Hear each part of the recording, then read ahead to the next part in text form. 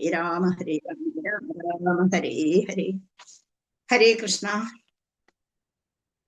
ഹരേ Krishna Mataji saint പ്രഭുസ്. എന്റെ വിനീതമായ നമസ്കാരം എല്ലാവർക്കും. ഹരേ കൃഷ്ണ. ഹരേ കൃഷ്ണ മാതാജി.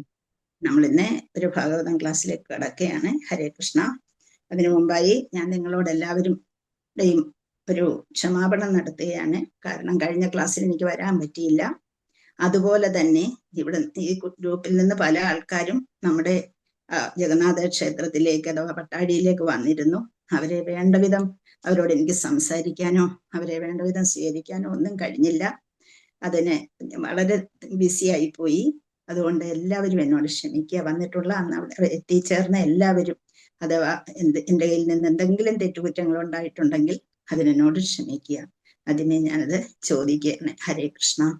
പിന്നീട് ഹരേ കൃഷ്ണ മാതാജി. പട്ടാഴിയിൽ ഇങ്ങനെ ഒരു അമ്പലം പണിഞ്ഞ് കാണിക്കാൻ തന്നതിൽ തന്നെ ഏറ്റവും വലിയ സൗഭാഗ്യം. മാതാജിയുടെ ക്ഷമാപണം ആവശ്യമില്ല. മാതാജി ഇങ്ങനെ സന്ദർഭം ഞങ്ങൾക്ക് ഉണ്ടാക്കി തന്നില്ലേ, അത് വളരെ വളരെ സന്തോഷം. മാതാജി ഇത്രയും നല്ലൊരു അമ്പലവും ഇത്രയും നല്ലൊരു സ്വീകരണവും ഞങ്ങൾക്ക് തന്നിട്ട് മാതാജി ഞങ്ങളോട് ക്ഷമ ചോദിക്കുന്നതെന്ന് വെച്ചാൽ അങ്ങേയറ്റം.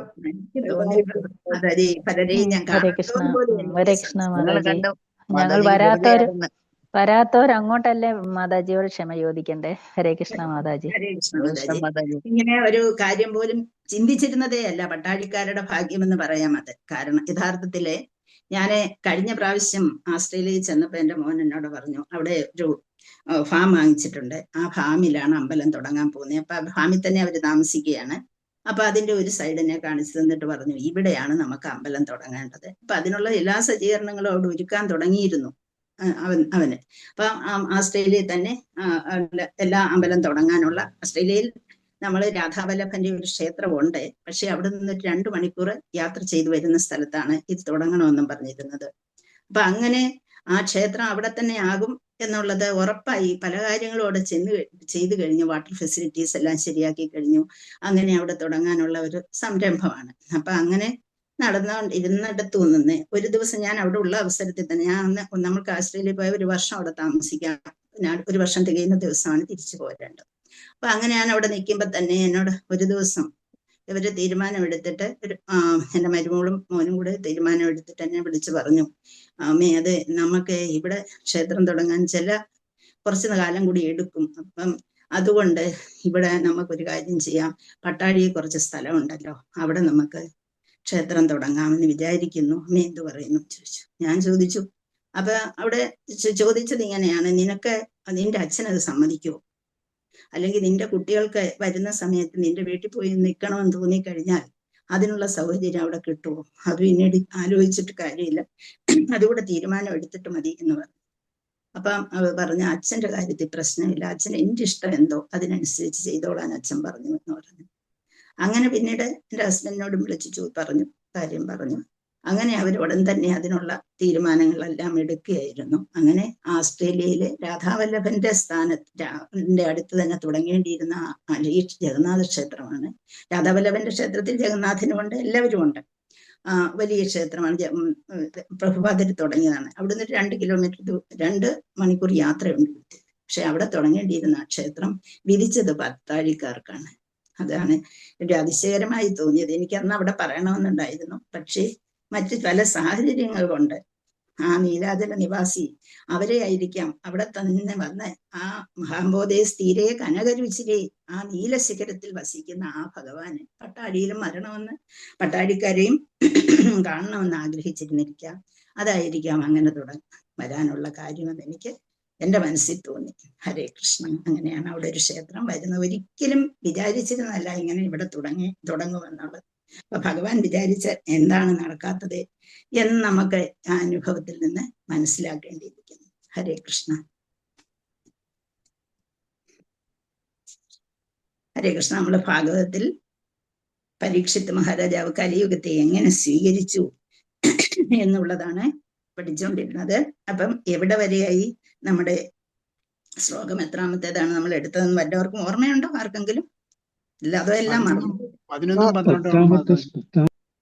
12ഉം എടുത്തിരുന്നില്ല. ഹരേ കൃഷ്ണ. അപ്പം നമ്മള് 11ാമത്തെ ശ്ലോകമാണ് എടുക്കേണ്ടത്. ഹരേ കൃഷ്ണ. അപ്പൊ ഒരു രാജാവിന്റെ കർത്തവ്യത്തെ കുറിച്ച് ഇവിടെ പറഞ്ഞുകൊണ്ടിരിക്കുകയായിരുന്നു അല്ലെ. അങ്ങനെ അധർമ്മികളെ ശിക്ഷിക്കുവാനും ധർമ്മസംസ്കാരത്തിലൂടെ അഥവാ മതാചാരങ്ങളിലൂടെ നിർമ്മല ഹൃദയത്തിന്റെ ഉടമകളായ നിഷ്കളങ്കരും നിരപരാധികളുമായ പ്രജകളെ സംരക്ഷിക്കുവാനുമാണ് മഹാരാജാവ് ആഗ്രഹിച്ചത് എന്ന് പറഞ്ഞു. അത് കഴിഞ്ഞ് 11ാമത്തെ ശ്ലോകം. സ്വലംകൃതം ശ്യാമതുരംഗയോജിതം രഥം മൃഗേന്ദ്രധ്വജമാശ്രിത പുരാത് വൃതോരഥാശ്വദ്വിപപത്തിയുക്തയോ സ്വസേനയാ ദിഗ്വിജയായ നിർഗതാ. സ്വലംകൃതം ശ്യാമതുരംഗയോജിതം തുരംഗയോജിതം. പിന്നെയോ രഥം മൃഗേന്ദ്രധ്വജമാശ്രിത ധ്വജം ആശ്രിത പുരാത്ഭൃതോ രഥാശ്വദ്വിപപത്തിയുക്തയാ സ്വസേനയാ ദിഗ്വിജയായ നിർഗതാ. സ്വലംകൃതം ശ്യാമതുരംഗയോജിതം രഥം മൃഗേന്ദ്രധ്വജമാശ്രിത പുരാത് വൃതോ രഥാശ്വദ്വിപപത്തിയുക്തയാ സ്വസേനയാ ദിഗ്വിജയായ നിർഗതഃ. അലങ്കൃതം നല്ലതായിട്ട് അലങ്കരിച്ചു. ശ്യാമ, ശ്യാമ എല്ലാ മലയാളത്തിലും ശ്യാമ വാക്കുള്ളതാണ്, കറുത്ത. തുരങ്ക, തുരങ്കങ്ങൾ, കുതിരകൾ. അപ്പം യോജിതം ചേർത്ത് നിർത്തി, അല്ലെങ്കിൽ അതിനെ എല്ലാവരെയും യോജിപ്പിച്ച് നിർത്തി, പിടികൂടിയിട്ട് ചേർത്ത് നിർത്തി. രഥം, രഥം തന്നെ. മൃഗേന്ദ്ര, മൃഗേന്ദ്രൻ ആരാണെന്ന് എല്ലാവർക്കും അറിയാം, സിംഹം തന്നെയാണ്. ധ്വജം കൊടിക്കൂറ, കൊടി. ആശ്രിത, ആശ്രിത മീൻസ് മറ്റവരെ ആശ്രയിച്ചുകൊണ്ട്, അവർ മറ്റുള്ളയാളുടെ സംരക്ഷണത്തിൽ. പുരാത് രാജധാനിയിൽ നിന്നും. വൃതഹ വലയം ചെയ്യപ്പെട്ട്. രഥ തേരാളികൾ. അശ്വസേന. വിപപത്തി കരിവീരന്മാർ. യുക്തയാ അപ്രകാരം സജ്ജനായി. സ്വസേനയാ കാലാൾപ്പടയോടൊപ്പം. ദിഗ്വിജയായ ദിഗ്വിജയം ചെയ്യുക, കീഴടക്കുക. നിർഗതഃ പുറപ്പെട്ടു. അപ്പം സ്വലംകൃതം ശ്യാമ തുരങ്ക യോജിതം രഥം മൃഗേന്ദ്ര ധ്വജം ആശ്രിതഃ പുരാത് വൃതോ രഥ അശ്വ ദ്വിപപത്തിയുക്തയാ സ്വസേനയാ ദിഗ്വിജയായ നിർഗത. അതിൽ പുതിയൊരു വാക്കെന്ന് പറയുന്നത് ദിപപത്തിയുക്തയ എന്ന് മാത്രമേ ഉള്ളൂ. അത് കരിവീരന്മാർ എന്ന അർത്ഥമാണ്. ദിപപത്തിയുക്തയ, യുക്തയ മീൻസ് സജ്ജമാക്കി എന്നുള്ളത്. അപ്പം ആ ശ്ലോകം വായിച്ചോളൂ. ഹരേ കൃഷ്ണ. ഹരേ കൃഷ്ണ. ഓം ശ്രീ ഗുരുഭ്യോ നമഃ. ഓം നമോ ഭഗവതേ വാസുദേവായ. ശ്ലോകം 11. സ്വലംകൃതം ശ്യാമതുരംഗയോജിതം രഥം മൃഗേന്ദ്രധ്വജമാശ്രിതപുരാത് വൃതോ രഥാശ്വദ്വിപപത്തിയുക്തയാ സ്വസേനയാ ദിഗ്വിജയായ നിർഗതാഃ. ഹരേ കൃഷ്ണ. ഹരേ കൃഷ്ണ. ഹരേ കൃഷ്ണ. വേറെ ആർക്കെങ്കിലും വായിക്കണോ? ഹരേ കൃഷ്ണ മാതാജി വായിച്ചോട്ടെ. വായിച്ചോളൂ. നമോ ഭഗവതേ വാസുദേവായ. ഗുരുഭ്യോ നമഃ. സ്വലം കൃതം ശ്യാമതുരംഗയോജിതം രഥം മൃഗേന്ദ്രധ്വജം ആശ്രിതപുരാത് പുരോഹത രഥ അശ്വദ്ദീപഭക്തിം യുക്തയാ സ്വസേനയാ ദിഗ്വിജയാവ നിർഗതഃ. ഹരേ കൃഷ്ണ മാതാജി. മാതാജി സെക്കൻഡ് ലൈൻ ഒന്ന് ശ്രദ്ധിക്കണേ. രഥം മൃഗേന്ദ്രധ്വജമാശ്രിത പുരാത് വൃതോ രഥശ്വദ്വിപപത്തിയുക്തയാ സ്വസേനയാ ദിഗ്വിജയായ നിർഗതഃ. ഹരേ കൃഷ്ണ. അപ്പൊ നമ്മള് ഈ ശ്ലോകമാണ് എടുക്കുന്നത്. വിവർത്തനം, ട്രാൻസ്ലേഷൻ ആൻഡ് പർപ്പട്ട് ശ്രീ ഭക്തിവേദാന്ത സ്വാമി ശ്രീല പ്രഭുപാദി കി ജയ്. ഗുരുദേവ് കി ജയ്. പ്രഭുപാദി കി ജയ്. അനേകകോടി വൈഷ്ണവവൃന്ദ കി ജയ്. ഹരേ കൃഷ്ണ. അപ്പൊ അതിന്റെ വിവർത്തനം നമുക്ക് നോക്കാം. കറുത്ത കുതിരകളാൽ നയിക്കപ്പെടുന്ന രഥത്തിൽ പരീക്ഷിത് മഹാരാജാവ് ഉപവിഷ്ടനായി. അദ്ദേഹത്തിന്റെ കൊടിക്കൂറയിൽ സിംഹചിഹ്നമുണ്ടായിരുന്നു. അപ്രകാരം അലങ്കരിച്ച രഥത്തിൽ സാരഥികൾ, അശ്വസേന, ഗജവീരന്മാർ, കാലാൾപ്പട എന്നിവയുടെ അകമ്പടിയോടെ സർവ്വ ദിക്കുകളെയും കീഴടക്കാനായി അദ്ദേഹം രാജധാനിയിൽ നിന്നും പുറപ്പെട്ടു. ഇവിടെ നമ്മൾ കാണുന്നത് എന്തെല്ലാം സജ്ജീകരണങ്ങളാണ് ദിക്കുകളെ കീഴടക്കാനായിട്ട് പുറപ്പെടുന്ന ആർക്ക് നമ്മുടെ പരീക്ഷിത് മഹാരാജാവ് നേരം ചെയ്തിരുന്നത് എന്നുള്ളതാണ്. അപ്പൊ അദ്ദേഹത്തിന്റെ കുതിരകളുടെ നിറം പറഞ്ഞിരിക്കുന്നു. അപ്പം എന്താണ്, ഇവിടെ കറുത്ത കുതിരകളെയാണ് അദ്ദേഹം ഉപയോഗിച്ചിരുന്നത്. ആ കറുപ്പ് എന്തിനെ സൂചിപ്പിക്കുന്നു? എന്താണ് അതിന്റെ ഉദ്ദേശം ഇവിടെ പറയാൻ കാരണം? എന്താണ്? കലിയുഗത്തിന്റെ ഭഗവാന്റെ നിറം, കലികാലത്തിന്റെ നിറം. കലികാലത്തിന്റെ പ്രത്യേകതയെ സൂചിപ്പിക്കുന്നതാണ് കറുത്ത ഒരു നിറം എന്ന് പറഞ്ഞിരിക്കുന്നത്, വെളുത്ത കുതിര. അപ്പം തന്റെ പിതാമഹൻ ഉപയോഗിച്ചിരുന്നത് എന്തായിരുന്നു?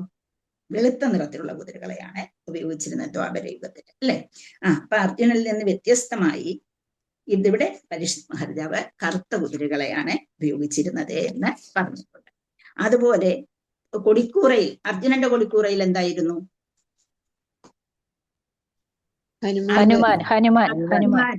അർജുനൻ ഉപയോഗിച്ചിരുന്നത് അതിന്റെ കൊടിക്കൂറയിൽ ഹനുമാനായിരുന്നു. ഇവിടെ സിംഹത്തിന്റെ ചിഹ്നമായിരുന്നു, പരാക്രമത്തെ കാണിക്കുന്നു അത്, അല്ലെ? സിംഹചിഹ്നം പരാക്രമത്തെ കാണിക്കുന്നു.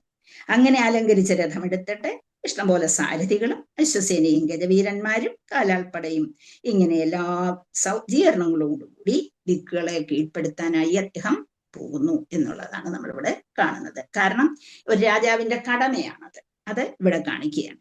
അപ്പം മഹാരാജാവിന്റെ ഈ ഘോഷയാത്രയിൽ ഒരുപാട് സർവാലങ്കൃതമായ രഥങ്ങളുണ്ടായിരുന്നു, അശ്വസേനകളുണ്ടായിരുന്നു, കരിവീരന്മാരുണ്ടായിരുന്നു, വാദ്യമേളക്കാരുണ്ടായിരുന്നു, കാലാൾപ്പട ഉണ്ടായിരുന്നു.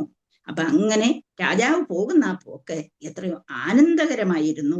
എല്ലാവരുടെയും ശ്രദ്ധയെ പിടിച്ചെടുക്കുന്നതായിരുന്നു. നയനങ്ങൾക്ക് ആനന്ദം പകരുന്നവ മാത്രമായിരുന്നില്ല, യുദ്ധമുഖത്ത് പോലും സൗന്ദര്യാത്മകമായ സംസ്കാരത്തിന്റെ അടയാളവും കൂടിയായിരുന്നു എന്ന് പറഞ്ഞിരിക്കുന്നു. അപ്പം വളരെ എങ്ങനെയാണ് അവിടെ പരീക്ഷിത് മഹാരാജാവ് ഭരിച്ചിരുന്നത്, എത്രമാത്രം സന്തോഷത്തോടു കൂടിയാണ് ജനങ്ങളെ നോക്കിയിരുന്നത്. ആ ജനങ്ങൾക്ക് തന്റെ രാജ്യത്തെ വികസിപ്പിക്കുന്നതിന് വേണ്ടി അദ്ദേഹം എന്തെല്ലാം ചെയ്തിരുന്നു, ഈ കാര്യങ്ങളൊക്കെയാണ് നമ്മൾ ഓർക്കേണ്ടത്. അപ്പൊ ഇത്രയും കാര്യം ഇതിനെ കുറിച്ച് പറയുമ്പോൾ പരീക്ഷിത് മഹാരാജാവിനെ കുറിച്ച് നമ്മൾ എല്ലാവരും അദ്ദേഹത്തിന്റെ അദ്ദേഹത്തെ എല്ലാം നമ്മൾ നേരത്തെ കേട്ട് കഴിഞ്ഞു. ഇനിയും പരീക്ഷിത് മഹാരാജാവ് എന്താണ് അദ്ദേഹത്തിന്റെ ഭരണകാലത്ത് ചെയ്യാൻ പോകുന്നത്, ചെയ്തത് എന്നുള്ളതാണ്. അദ്ദേഹത്തിന്റെ മുൻഗാമികൾ ചെയ്തത് എന്താണ്, അതുപോലെ അദ്ദേഹം ചെയ്തത് എന്താണ്, ഇങ്ങനെ ഓരോ ശ്ലോകങ്ങളും നമുക്കിവിടെ പഠിക്കാൻ വരികയാണ്. അപ്പൊ ഇതിനെ കുറിച്ച് കൂടുതലൊന്നും ഞാൻ പറയുന്നില്ല. ഇത്രയും കാര്യങ്ങൾ നമ്മൾ മനസ്സിലാക്കണം. അതിൽ നിന്ന് എന്താണ് ഓരോ സെന്റൻസും നമ്മൾ വായിക്കുമ്പോൾ അതിൽ നിന്ന് എന്താണോ നമുക്ക് കിട്ടുന്നത്, ആദ്യം ഒരിക്കൽ വായിക്കുന്നത് പോലെ ആയിരിക്കില്ല പിന്നൊരിക്കൽ വായിക്കുമ്പോൾ കിട്ടുന്നത്. നമ്മൾ എത്രമാത്രം പ്രാവശ്യം ഒരു ശ്ലോകം ഭാഗവതത്തിലെ ഒരു ശ്ലോകം വായിക്കുന്നു, അതിലെ അമൃതധാര കോരിച്ചൊരിഞ്ഞ് തന്നിരിക്കുകയാണ് പ്രഭുപാദർ നമുക്ക്. വേറെ ഒരു ബുക്കിലില്ലാത്തതുപോലെ എന്തെല്ലാം കാര്യങ്ങൾ എന്ന് വെച്ചാൽ നമ്മളെ ആകപ്പാടെ ഭാഗവതവും ഭഗവത്ഗീതയും നമ്മൾ പഠിച്ചു കഴിയുമ്പോഴേക്കും ഒരുവിധമുള്ള ചില പുരാണങ്ങളും ഉപനിഷത്തുക്കളുടെയും കാര്യങ്ങളെല്ലാം അതിൽ പറഞ്ഞു കഴിഞ്ഞിരിക്കുന്നു. അറ്റ്ലീസ്റ്റ് എത്ര ഉപനിഷത്തുക്കളുണ്ട്, എത്ര പുരാണങ്ങളുണ്ട് എന്നുള്ളതെങ്കിലും അതിൽ നിന്ന് നമുക്ക് കിട്ടുന്നു. അതിൽ പറഞ്ഞിട്ടുള്ള കാര്യങ്ങൾ എക്സാമ്പിളായിട്ട് എടുത്താണ്. അതുകൊണ്ടാണ് ഞാൻ പറഞ്ഞ അമൃതധാര ചൊരിയുന്ന പർപ്പോർട്ടാണ്, ആ ഭാവാർത്ഥമാണ് നമുക്കാര് തരുന്നത്. ശ്രീല പ്രഭുപാദര് തരുന്ന ആ പാദപത്മജത്തിൽ നമ്മളെപ്പോഴും കുമ്പിടുന്നവരായിരിക്കണം. ആ പാദപത്മത്തെ ഓർത്ത് അഭിമാനം കൊള്ളുന്നവരായിരിക്കണം നമ്മൾ ഓരോരുത്തരും എന്നുള്ളതാണ്. അങ്ങനെ അടുത്തത് ശ്ലോകം 12 നമുക്ക് തുടങ്ങാം. ഭദ്രാംശം കേതുമാലം ച ഭാരതം ചോത്തരാൻ കുരുൻ കിം പുരുഷാദീനി വർഷാണി വിരിത്യ ജഗൃഹേ ബലിം. ഭദ്രാംശം കേതുമാലം ച ഭാരതം ചോത്തരാൻ കുരുൻ കിം പുരുഷാദീനി വർഷാണി വിരിത്യ ജഗൃഹേ ബലിം. ഹരേ കൃഷ്ണ. ഭദ്രാശ്വം എന്ന് പറയുന്ന ഒരു സ്ഥലം, ഭദ്രാശ്വ എന്ന് പറയുന്ന സ്ഥലത്തെ കുറിച്ചാണ്. ഭദ്രാശ്വത്തിൽ കേതുമാല, അതുപോലെ ഒരു സ്ഥലം. ച ഭാരതം, ച ഉത്തരാൻ, ഉത്തരമേഖലയിൽ കിടക്കുന്ന രാജ്യങ്ങൾ. കുരുവംശ സാമ്രാജ്യം. കിം പുരുഷ ആദീനി, ഹിമാലയ പർവ്വതത്തിന്റെ ഉത്തര ദിക്കിന് അപ്പുറം കിടക്കുന്ന ഒരു രാജ്യം കിം പുരുഷ. വർഷാണി, ഭൂലോകത്തിന്റെ ഭാഗങ്ങൾ. വിജിത്യ, കീഴടക്കി. ജഗൃഹേ, പിടിച്ചെടുത്തു. ബലിം, ശക്തിയാൽ. അദ്ദേഹം പിടിച്ചെടുത്ത രാഷ്ട്രങ്ങളെ കുറിച്ചാണ് പറയുന്നത്. ഒരു രാജാവ് രാജ്യം പിടിച്ചെടുക്കുക എന്ന് പറയുന്നത് ഒരിതല്ല, ഒരു അക്രമമല്ല. തന്റെ രാജ്യത്തെ വികസിപ്പിക്കുക എന്ന് പറയുന്നത് ഓരോ രാജാക്കന്മാരുടെയും കടമയായിരുന്നു എന്നുള്ളതാണ്. അവിടെ ഭദ്രാശ്വം, കേതുമാലം, ഭാരതം ചോത്തര, ഭാരതത്തിനോട് ചേർത്തു. കിംപുരുഷ ഇവയെല്ലാം ഏതൊക്കെ രാജ്യങ്ങളെ ചേർത്തു എന്നാണ് ഇവിടെ പറഞ്ഞിരിക്കുന്നത്. ശ്ലോകം വായിച്ചോളൂ. മാതാജി വായിക്കട്ടെ. വായിച്ചോളൂ. ഓ നമോ ഭഗവതേ വാസുദേവായ. ഭദ്രാശം കേതുമാലം ച ഭാരതം ചോത്തരാൻ കുരൂൻ കിം പുരുഷാദീനി വർഷാണി വിജിത്യാജഗൃഹേ ബലിം. ഹരേ കൃഷ്ണ മാതാജി. ഹരേ കൃഷ്ണ മാതാജി. ഹരേ കൃഷ്ണ. ഓ നമോ ഭഗവതേ വാസുദേവായ. ഭദ്രശ്യം കേതുമാലം ജ ഭാരതം ചോത്തരാൻ കുരൂൻ കിം പുരുഷാദീനി വർഷാണി വിജിത്യ ജഗൃഹേ ബലിം. ഹരേ കൃഷ്ണ. കൃഷ്ണ മാതാജി. ഹരേ കൃഷ്ണ. അപ്പൊ നമ്മളെ ഇവിടെ മനസ്സിലാക്കേണ്ടത് എല്ലാം ഭഗവാന്റെ അണ്ടറിലാണ് ഈ സർവ്വതും കാണുന്നത്. ഗ്രേറ്റർ ഭാരതമായാലും ശരി, ലെസർ ഭാരതമായാലും ശരി, എല്ലാം എന്താണ് ഭഗവാന്റെ അധീനതയാണ്. ഭഗവാൻ ഭഗവത്ഗീതയിൽ നമുക്ക് പറഞ്ഞു തന്നിട്ടുണ്ട്. എന്താണ്? മയാ തതമിതം സർവം ജഗത് അവ്യക്തമൂർത്തിന. അപ്പം മയാ തതമിതം സർവം, ഇതിലെല്ലാം തന്നെയും സർവഭൂതങ്ങളും എന്നിലാണ് ചെയ്യുന്നത്.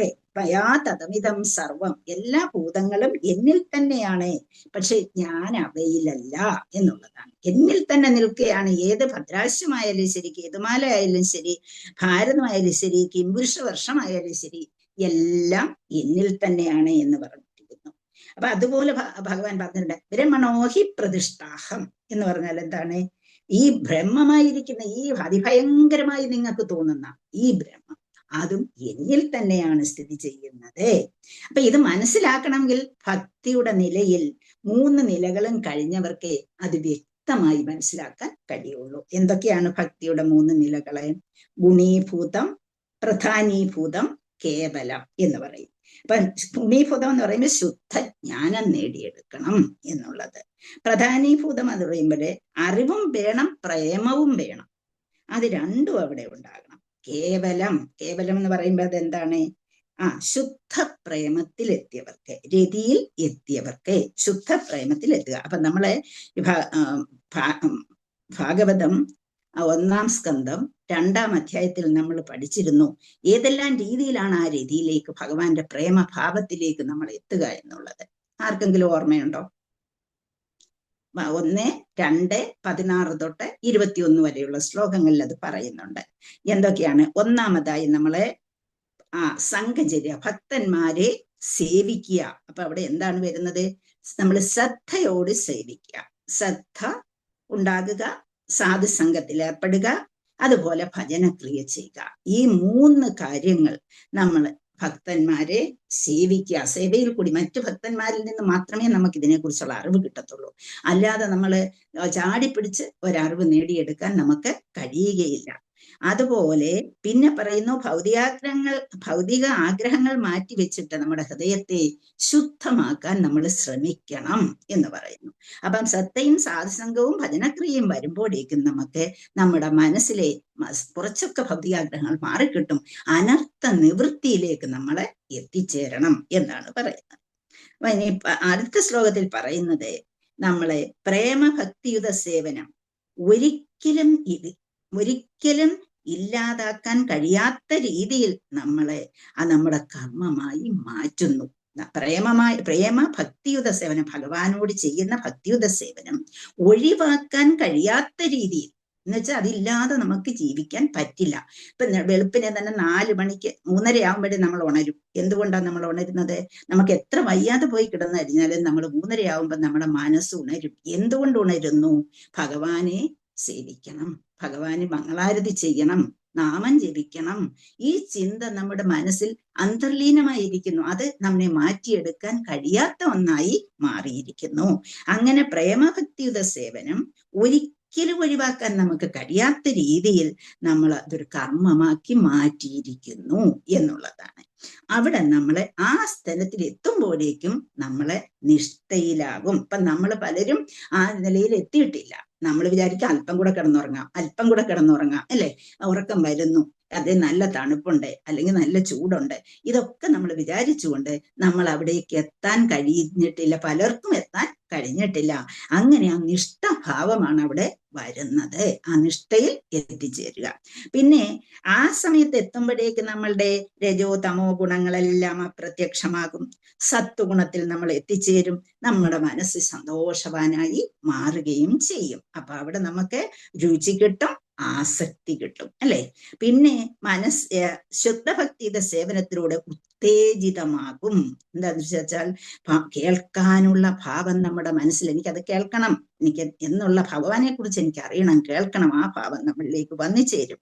അപ്പൊ അങ്ങനെ പരമപുരുഷനെ സംബന്ധിച്ചുള്ള ശരിയായ ശാസ്ത്രീയ ജ്ഞാനം നേടിയിട്ട് മുക്താവസ്ഥയിൽ നമ്മളെ എത്തിച്ചേരും.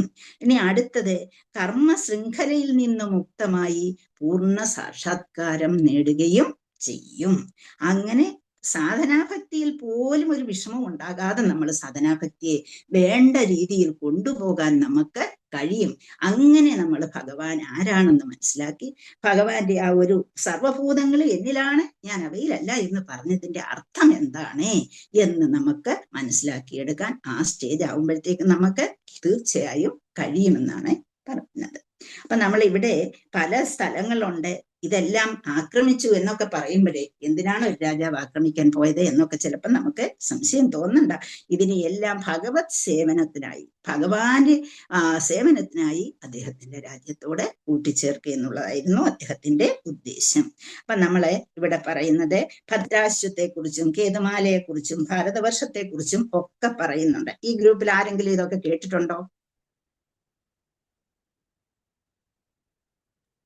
ഇല്ല മാതാജി, ആദ്യമായിട്ട് കേൾക്കുക. പലരും ആദ്യമായിട്ട് കേൾക്കുക. പക്ഷെ ഗ്രൂപ്പിൽ ആദ്യമേ തൊട്ട് കേട്ടിട്ടുള്ളവര് ഇതിനെ വ്യക്തമായി പഠിച്ചിട്ടുള്ളവരാണ്. പക്ഷേ അവർക്ക് ആർക്കും ഇപ്പൊ മനസ്സിലില്ല. അതാണ് സത്യമായിട്ടുള്ളത്. ആദ്യം തൊട്ടേ ഉള്ള ആൾക്കാര് അവര് കാരണം നന്നായിട്ട് ഇതിനെ അതിന്റെ ഡയഗ്രാം കാണിച്ചിട്ട് ഈ ഗ്രേറ്റർ എർത്ത് എന്താണ്, ഭൂമി എവിടെയാണ്, അതിന്റെ സ്ഥാനം എവിടെയാണ്, അതിനെ കുറിച്ചെല്ലാം നല്ല വ്യക്തമായിട്ട് സ്വയം സമ്പൂർണ്ണ പ്രഭു ക്ലാസ് എടുത്തപ്പം നിങ്ങൾക്ക് പറഞ്ഞു തന്നിട്ട് ഈ ഗ്രൂപ്പിൽ ആദ്യമായി പറഞ്ഞു കൊടുത്തിട്ടുണ്ട്. അപ്പൊ അതുകൊണ്ട് ആരെങ്കിലും അന്നുണ്ടായിരുന്നവരുണ്ടെങ്കിൽ അവർക്ക് ഇതേക്കുറിച്ച് ഒരു ധാരണ ഉണ്ടാകും. അപ്പൊ നമ്മള് ഭാഗവതത്തിലെ ഇതാണ് പ്രിയവ്രത മഹാരാജാവിൽ അദ്ദേഹം ഭരിച്ചു വരുന്ന ഒരു രാജാവ് ഭരിച്ചു വരുന്ന കാര്യങ്ങളൊക്കെ പറഞ്ഞു, അദ്ദേഹത്തിന്റെ പിൻഗാമികളുടെ കാര്യങ്ങളൊക്കെ പറഞ്ഞു. അതിനിടയിൽ സഡനായിട്ട് ശുകദേവ് ഗോസ്വാമി എന്ത് ചെയ്തു, ഭൂമണ്ഡലത്തെ കുറിച്ച് ഒന്ന് പറയുന്നുണ്ട്, ഭൂമണ്ഡലത്തെ കുറിച്ച് പറഞ്ഞു വരുന്നുണ്ട്. അപ്പൊ ആ ഭൂമണ്ഡലം എന്താണ്? നമ്മളെ ഗോലോക വൃന്ദാവനത്തെ കുറിച്ച് പറഞ്ഞു. ആ ഗോലോക വൃന്ദാവനത്തിന്റെ ഒരു ഷേപ്പ് എന്താണ് പറഞ്ഞത്? താമരപ്പൂവിന്റെ താമരപ്പൂ പോലെ, അതിന്റെ ഇതളുകൾ പോലെ എന്ന് പറഞ്ഞു. Thank you Mataji.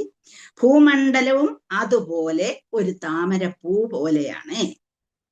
അതുപോലെ പുഷ്പമണ്ഡലം, അതിന്റെ പുഷ്പമണ്ഡലം പോലെ ഇതളുകൾ വിരിഞ്ഞു നിൽക്കുന്നത് പോലെ 7 ദ്വീപുകൾ അവിടെ ഉണ്ട്. അപ്പം ഭൂമണ്ഡലത്തെ കുറിച്ച് ശുകദേവ് ഗോസ്വാമി സൂചിപ്പിക്കുകയാണ്.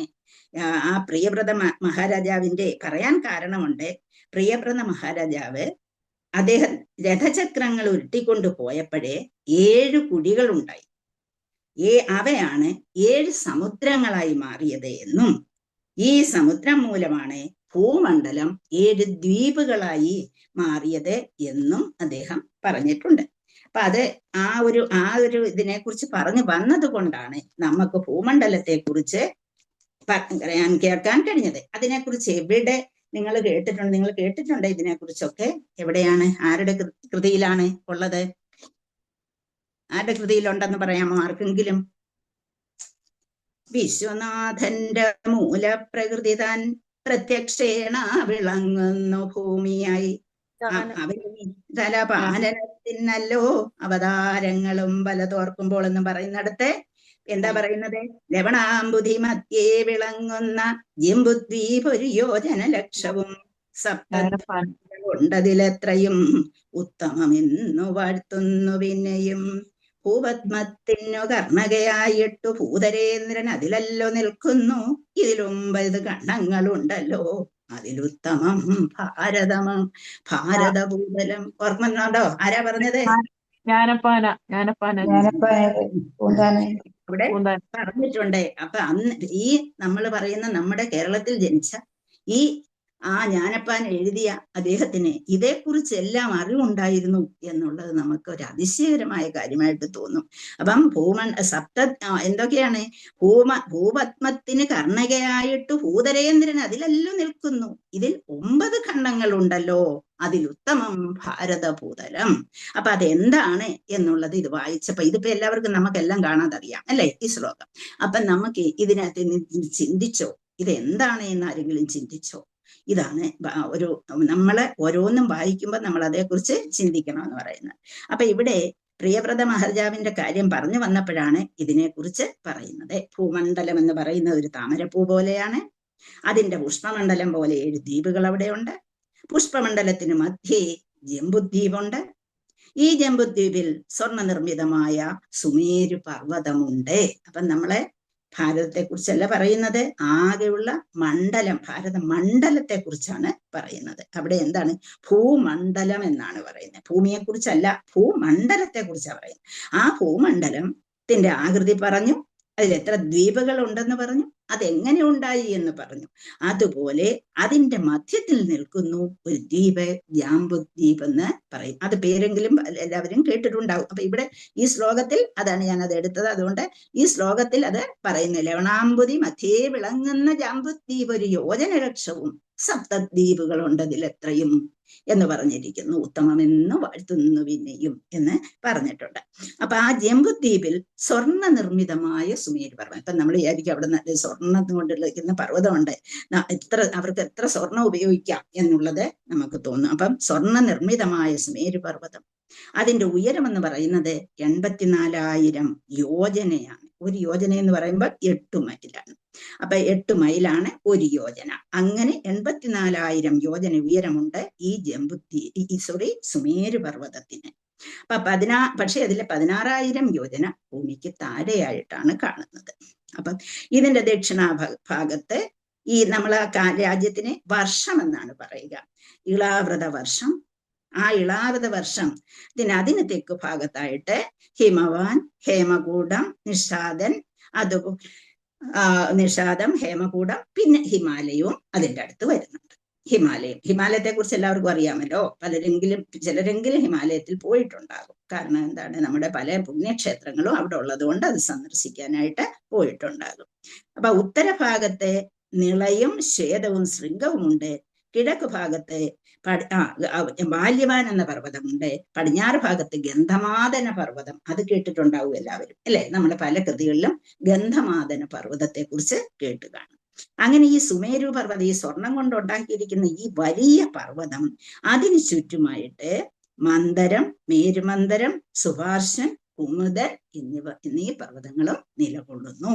അപ്പൊ നമ്മൾ ഓർക്കും, ഒരു പക്ഷേ നമുക്ക് എത്തിപ്പെടാൻ പറ്റുന്ന ആ സ്ഥലമായിരുന്നു ഈ സുമേരുവെങ്കിൽ കേരളക്കാർ തന്നെ പോയി അവിടുത്തെ സ്വർണ്ണമെല്ലാം അടിച്ചുകൊണ്ട് വന്നേനുമായിരുന്നു അല്ലെ. അപ്പൊ അങ്ങനെ അത്രമാത്രം സ്വർണത്തോട് താല്പര്യം നമുക്കുണ്ട്.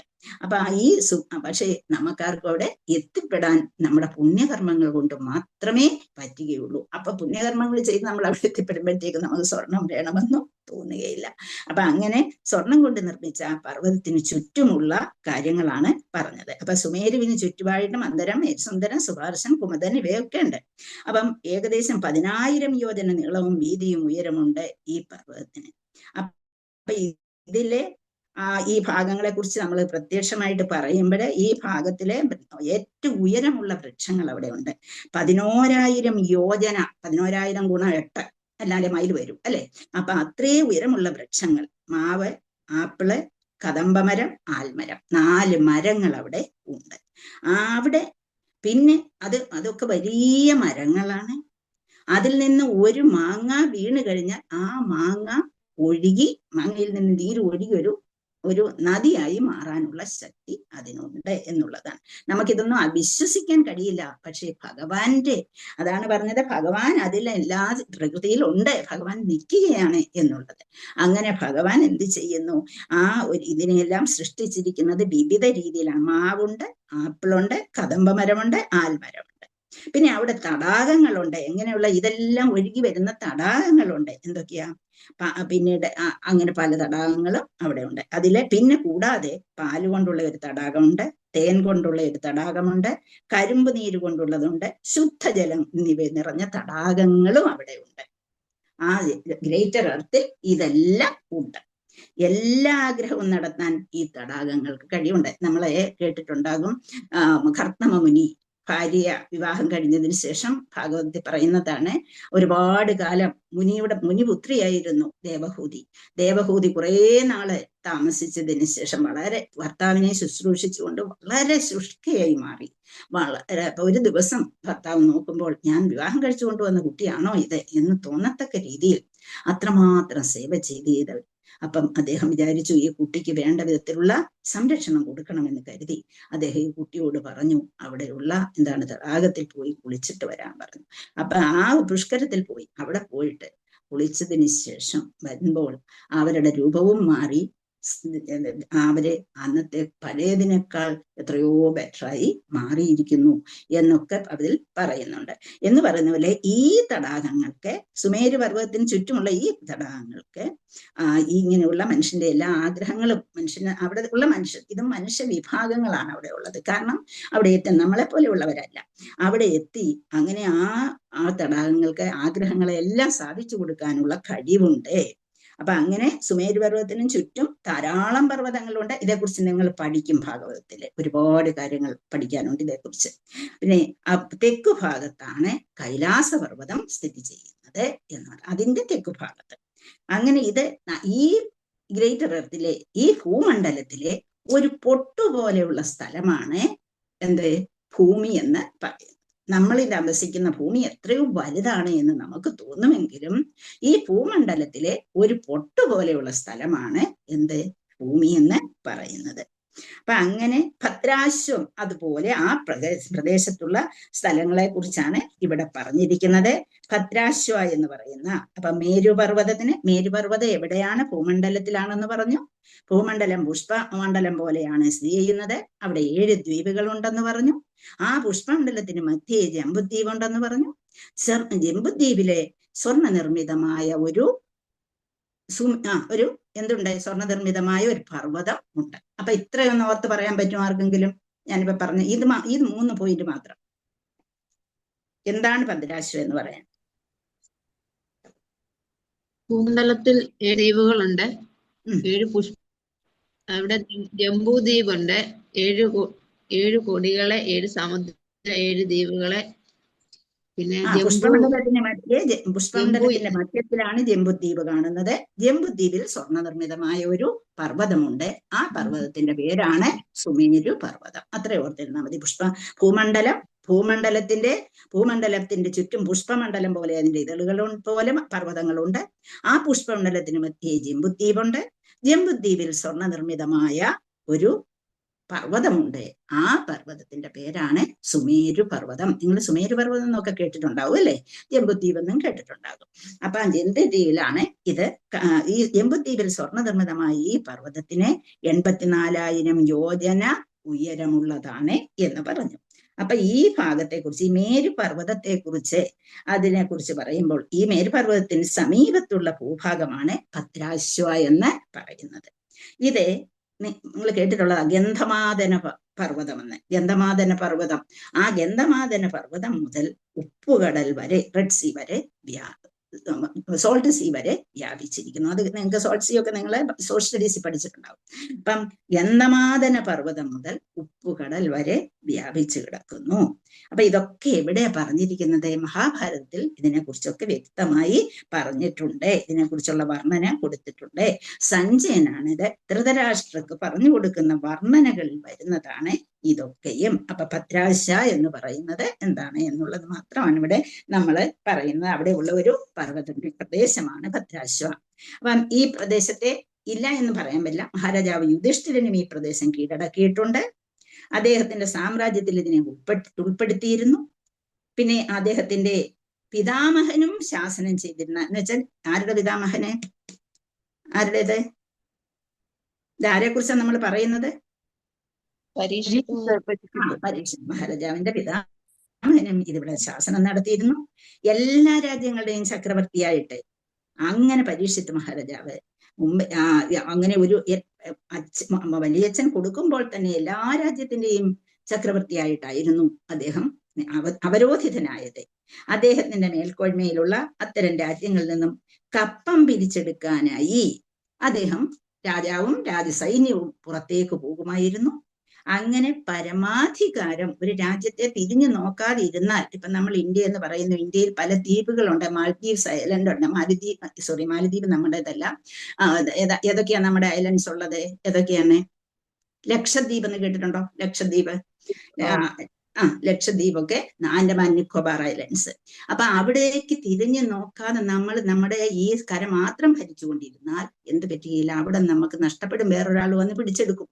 അപ്പൊ ഈ ഭാഗങ്ങളൊക്കെ ഇവരുടെ കൂടെ ഉണ്ടായിരുന്നു. പക്ഷെ അവിടേക്ക് തിരിഞ്ഞു നോക്കേണ്ട ആവശ്യം രാജാവിനുണ്ടായിരുന്നു. എങ്കിൽ മാത്രമേ ആ പ്രദേശം അദ്ദേഹത്തിൻ്റെതാണെന്ന് വ്യക്തമാക്കാൻ കഴിയുമായിരുന്നുള്ളൂ. അതുകൊണ്ടാണ് അദ്ദേഹം ഇവിടെ കപ്പം പിരിക്കാനായിട്ട് അവിടെ അദ്ദേഹം വെളിയിലേക്ക് പോയത്. ഭദ്രാശ്വ എന്ന് പറയുന്നത് മേരുപർവ്വതത്തിനടുത്തുള്ളതാണ്. നമ്മൾക്ക് ചെന്നെത്താൻ, നമ്മുടെ പുണ്യകർമ്മങ്ങൾ കൊണ്ട് ചെന്നെത്താൻ കഴിയുന്ന ചില പ്രദേശങ്ങളാണ് ഇവയൊക്കെയും എന്നുള്ളതാണ്. അടുത്തത് കേതുമാല എന്ന് പറയും. അപ്പൊ ഇവിടെ ഭദ്രാശ്വത്തിൽ ഇപ്പൊ ഭരിക്കുന്നത് ആരാണെന്ന് ചോദിച്ചാൽ ധർമ്മരാജാവിന്റെ പുത്രനായ ഭദ്രസ്രവനാണ് ഇവിടം ഭരിക്കാൻ അവകാശം കൊടുത്തിരിക്കുന്നത്. ഇവിടെ ഹയശീർഷനെയാണ് ഇവിടെ ആരാധിക്കുന്നത്. ഹയശീർഷൻ എന്ന് പറയുന്നത് ഭഗവാന്റെ സമഗ്ര വിസ്തരണമാണ്. ഭഗവാൻ എന്ത് ചെയ്തു? വേദങ്ങൾ നഷ്ടപ്പെട്ട സമയത്ത് വേദങ്ങളെ എടുക്കുന്നതിനായിട്ട് അദ്ദേഹം എടുത്ത അവതാരം കൂടിയാണ് ഹയശീർഷാവതാരം. ഇത് അപ്പൊ ഈ ഭാഗം വളരെ സുമേരുവിന്റെ ഉച്ചിയിലുള്ള ഒരു വാസസ്ഥാനമാണിത്. ബ്രഹ്മപുരി എന്നും ഇതിനെ വിളിക്കാറുണ്ട് എന്നുള്ളതാണ്. അപ്പം അങ്ങനെ ഈ ഭദ്രാശ്വത്തെ കുറിച്ച് നമുക്കൊന്നും പോയി കാണാൻ പറ്റുന്ന സ്ഥലമോ ഒന്നുമല്ല. പക്ഷെ നമ്മുടെ പുണ്യകർമ്മങ്ങൾ നമ്മളെ അവിടെ എത്തിക്കുകയേ ഉള്ളൂ എന്നുള്ളതാണ്. ഇനിയും കേതുമാല എന്ന് പറയുന്നത്, കേതുമാല അടുത്ത ഒരു വേറൊരു സ്ഥലം. അതെ, 7 സാഗരങ്ങളാൽ 7 ദ്വീപുകളായി വിഭജിച്ചിരിക്കുന്ന പ്രദേശമാണ്. അപ്പോഴ് അതിൽ ജാംബുദ്വീപ് എന്ന് വിശേഷിപ്പിക്കുന്ന മുഖ്യ ദ്വീപ്, നമ്മളിപ്പം ജാംബുദ്വീപിനെ കുറിച്ച് പറഞ്ഞു ഇല്ലേ? എവിടെയാണത് സ്ഥിതി ചെയ്യുന്നത്? ജാംബുദ്വീപ്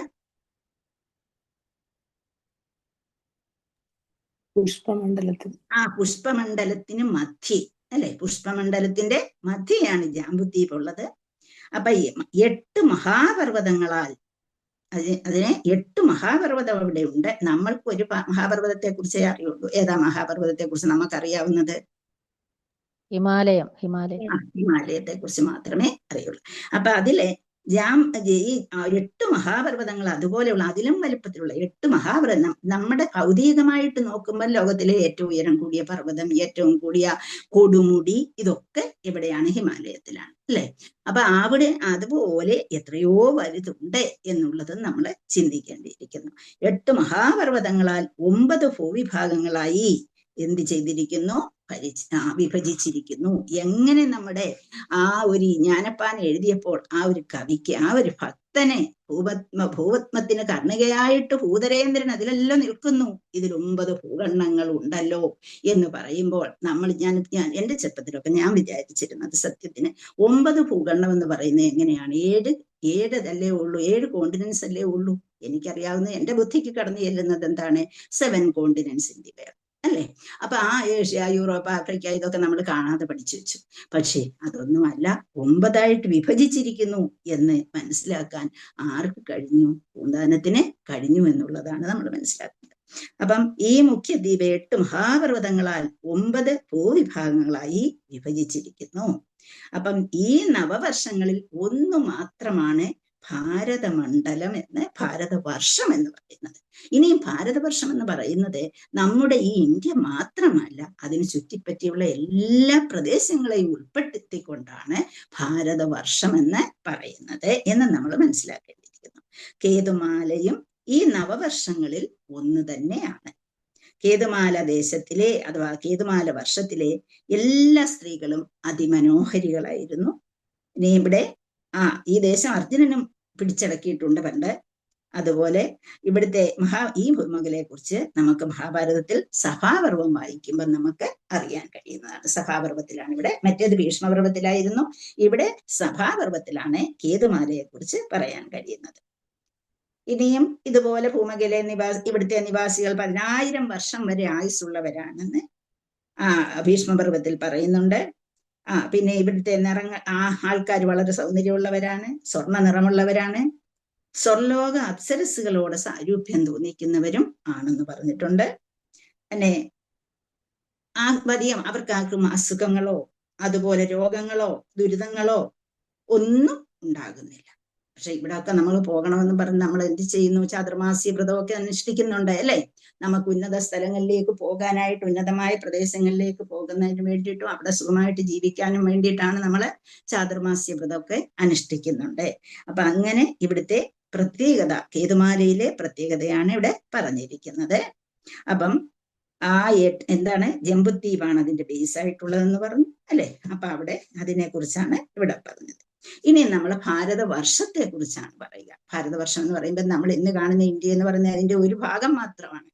അപ്പം ഭാരതവർഷം ജംബുദ്വീപിലെ നവവർഷങ്ങൾ ഉള്ളതിൽ 9 മേഖലകളിൽ ഒന്നാണ് ഈ ഭൂവിഭാഗം എന്ന് പറയുന്നത്. അതും മഹാഭാരതം ഭീഷ്മപർവത്തിൽ പറഞ്ഞിട്ടുണ്ട്.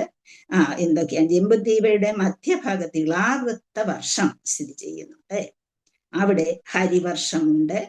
അങ്ങനെ ഇതിനെക്കുറിച്ചൊക്കെ ഓരോരുത്തർ പോയതും വന്നതും അവിടുത്തെ ദേവന്മാരും അവിടുത്തെ ആൾക്കാർ വരികയും പോവുകയും ചെയ്ത കാര്യങ്ങളൊക്കെ നമുക്ക് മഹാഭാരതത്തിൽ, നമുക്ക് ഭാരതം വായിക്കുന്നവർക്ക് അതിലെ സഭാപർവം നോക്കുമ്പോൾ നമുക്ക് വ്യക്തമായി മനസ്സിലാക്കാൻ കഴിയും. അതിന്റെ സാരാംശം പറഞ്ഞിട്ടുള്ള മഹാഭാരതം വായിച്ചാൽ നമുക്കതൊന്നും ശരിയായിട്ട് കിട്ടത്തില്ല. യഥാർത്ഥ മഹാഭാരതം വായിക്കുന്നവർക്കത് മനസ്സിലാക്കിയെടുക്കാൻ കഴിയും.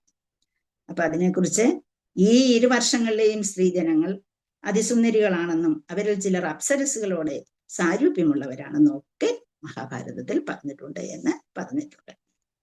ഇനി ഉത്തരകുരു അടുത്തത് നമ്മൾ 2 പഠിച്ചു. എന്തൊക്കെയാ? ഭദ്രാംശയുണ്ട്, അതുപോലെ ഭാരതവർഷത്തെ കുറിച്ചും പഠിച്ചു, കേതുമാലയെ കുറിച്ചും പഠിച്ചു. അപ്പൊ ആ ഭാരതവർഷം കഴിഞ്ഞിട്ട് ഉത്തരകുരുവിനെ കുറിച്ചാണ് പറയുന്നത്.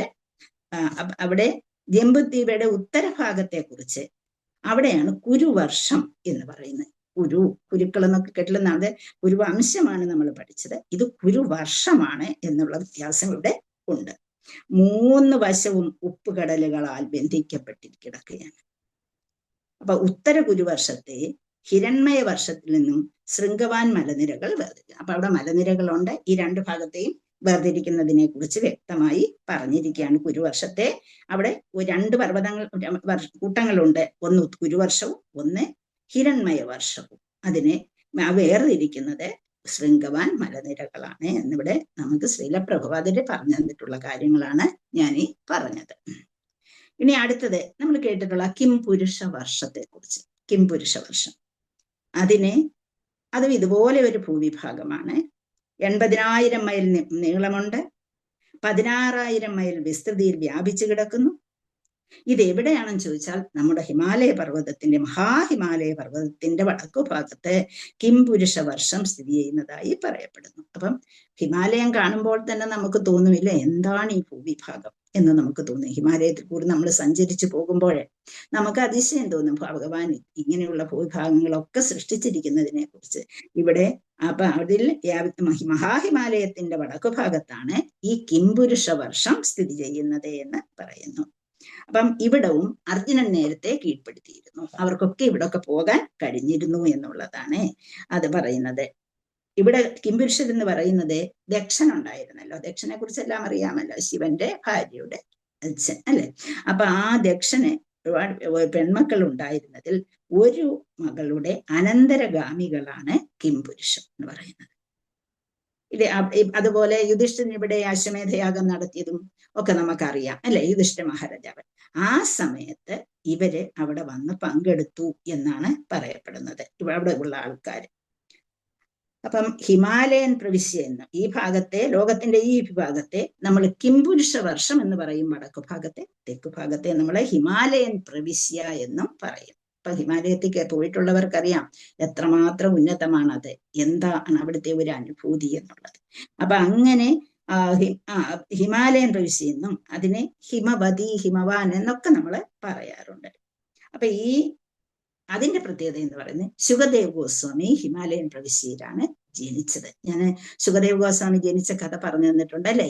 ശിവന് എന്ത് ചെയ്യാണ്, പാർവതിക്ക് എന്താണ് മഹാഭാഗവതം പറഞ്ഞു കൊടുത്തിരിക്കുന്ന അവസരത്തില് ആരുമില്ല എന്നുള്ളത് ഉറപ്പാക്കിയിട്ടാണ് ഭാഗവതം പറഞ്ഞു കൊടുക്കാനിരുന്നത്. ആ പ്രപഞ്ചത്തിൽ ഒരു ജീവജാലങ്ങളും ഇല്ല എന്നുള്ളത് ആ സ്ഥലത്ത് ഇല്ല എന്ന് ഉറപ്പാക്കിയിട്ടാണ് അദ്ദേഹം പറഞ്ഞു കൊടുക്കാനിരുന്നത്. പക്ഷേ പാർവതി ദേവി ഉറങ്ങിപ്പോവുകയും അവസാനം എന്ത് സംഭവിച്ചു, ആരോ ഒന്ന് ചോദ്യം ചോദിച്ചപ്പോൾ, മനസ്സിലായോ എന്ന് ചോദിച്ചപ്പോൾ, അതിനെക്കുറിച്ച് ചോദിച്ചപ്പോൾ ആരോ ഒരാൾ ശബ്ദമുണ്ടാക്കുന്നതായിട്ട് തോന്നുകയും അങ്ങനെ ആരാണിതെന്ന് കണ്ടുപിടിക്കാനായിട്ട് അദ്ദേഹം ഓടുന്നതും ഇതൊക്കെ കഥ പറഞ്ഞതെന്നാണ്.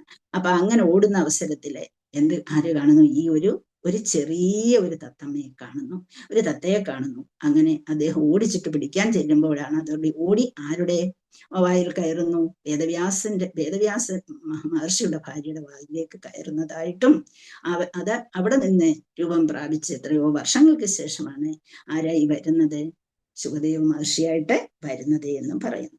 അപ്പൊ അവിടെ ശുകദേവ് ഗോസ്വാമി ഇവിടെയാണ് വെച്ചാണ് ഉണ്ടാകുന്നത് എന്ന് പറയുന്നത്. ആരാണ് ഈ ശുകദേവ് ഗോസ്വാമി എന്ന് പറയുന്നത്? ആരാണ് യഥാർത്ഥത്തില്? ആർക്കെങ്കിലും പറയാം? വ്യാസഭഗവാന്റെ മകൻ. അതുകൊണ്ട് അദ്ദേഹം വ്യാസഭഗവാന്റെ മകനാകുന്നത് പിന്നീട്. അതിനു മുമ്പ് ആരായിരുന്നു ശുകദേവ് ഗോസ്വാമി? ആരാണ് ശുകദേവ് ഗോസ്വാമിയായിട്ട് ജനിക്കുന്നത്?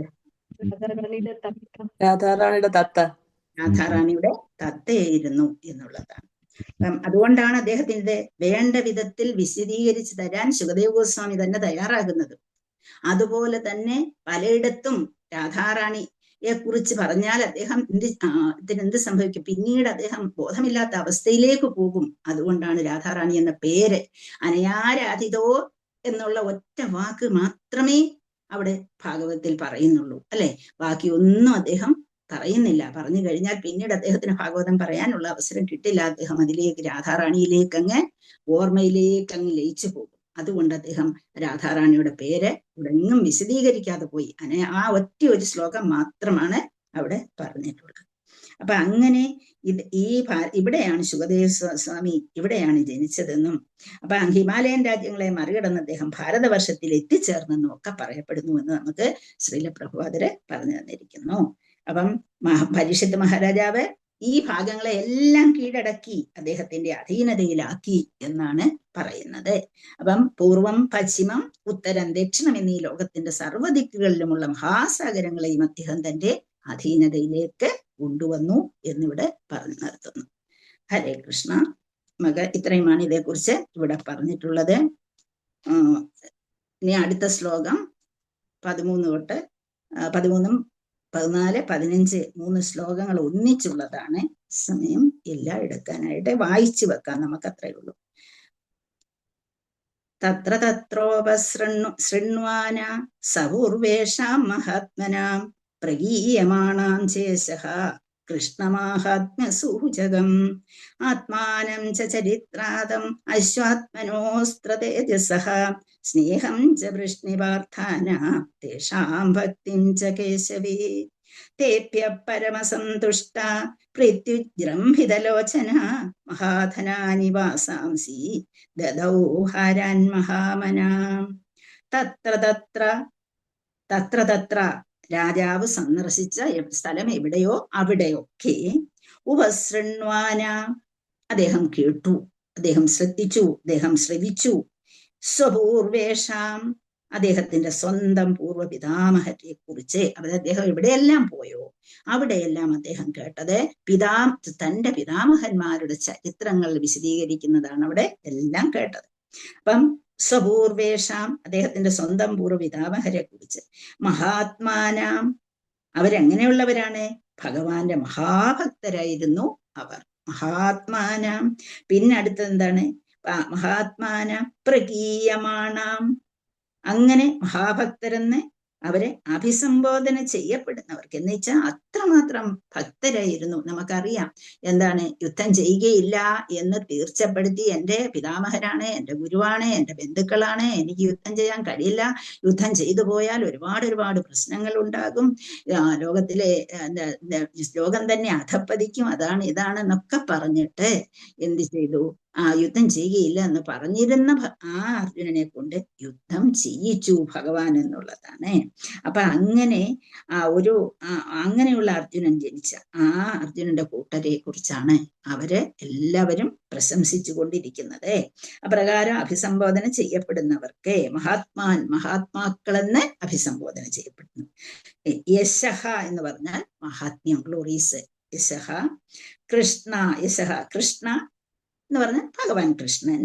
മാഹാത്മ്യ, അദ്ദേഹത്തിന്റെ പ്രതാപകരമായ പ്രതാപം അർഹിക്കുന്ന പ്രവൃത്തികൾ. പിന്നെ അടുത്ത എന്താണ്, സൂചകം, സൂചിപ്പിക്കുക. ആത്മാനം, അദ്ദേഹത്തിന്റെ സ്വന്തം ആത്മാവ് എന്നുള്ളത്. അപ്പൊ ഒരു ശ്ലോകം അവിടെ തീരുകയാണ്. അപ്പൊ ഇതിലെ എന്തെങ്കിലും ഈ പറഞ്ഞതിൽ എന്തെങ്കിലും ആർക്കെങ്കിലും പറയാനോ ചോദിക്കാനോ ഉണ്ടെങ്കിൽ ചോദിക്കാം. നമുക്ക് 2 മിനിറ്റേ ഉള്ളൂ. ഞാൻ അത് ഒറ്റ ശ്ലോകം വായിച്ചിട്ടേ ഉള്ളൂ. ഹരേ കൃഷ്ണ. ആരെങ്കിലും എന്തെങ്കിലും പറയാൻ കഴിവുള്ളവരുണ്ടെങ്കിൽ പറയാം, ചോദിക്കാം. ഹരേ കൃഷ്ണ.